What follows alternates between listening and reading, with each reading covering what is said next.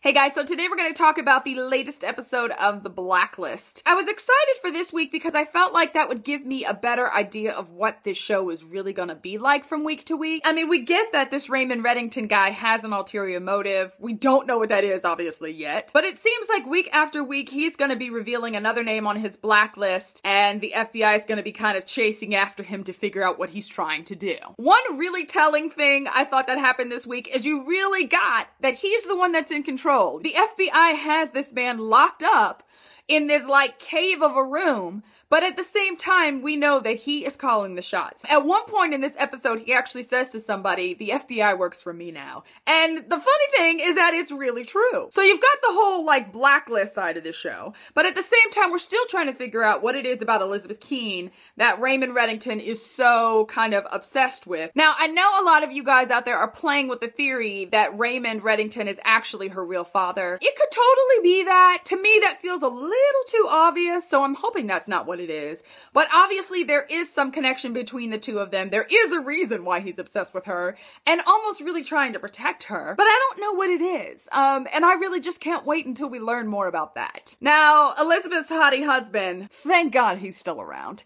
He wakes up from his coma and she kind of chooses to just watch him. You know, she puts the passports and the money back in the box she found, and she really tries to pretend like everything is back to normal. But at the same time, you know that her suspicions are up and she's watching him. Now, there were several highlights in this episode for me. One of my favorite moments was the short scene between Red and Elizabeth, where he asks her to profile him. And at first she's kind of like, no, and she's trying to kind of, avoid the subject. But he's really insistent, and so she just does, and she just kind of rattles it off. And I thought it was so telling, and it was one of those moments where it was like everything was going along calmly, and then like instantly it was tense as she just starts to read him, and I thought that was just really insightful. I also thought the music was spot on in this episode. Thumbs up, NBC. There was this moment where Nina Simone's Sinner Man came on, and I was just like, come on now! I love that song.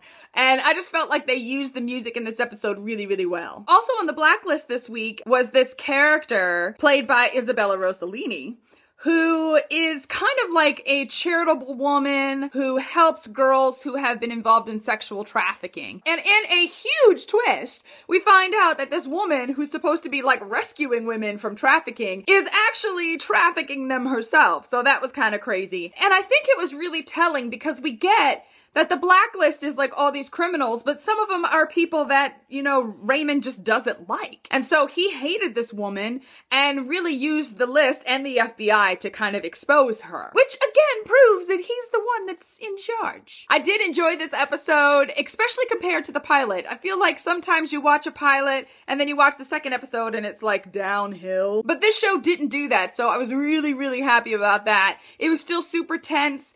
I still have so many questions and I'm just not sure, what this guy's plan is, but I'm kind of excited to see where it goes. Now, don't forget to tell me what you thought about this week's episode down in the comment section below, and I will see you guys again soon. Bye-bye.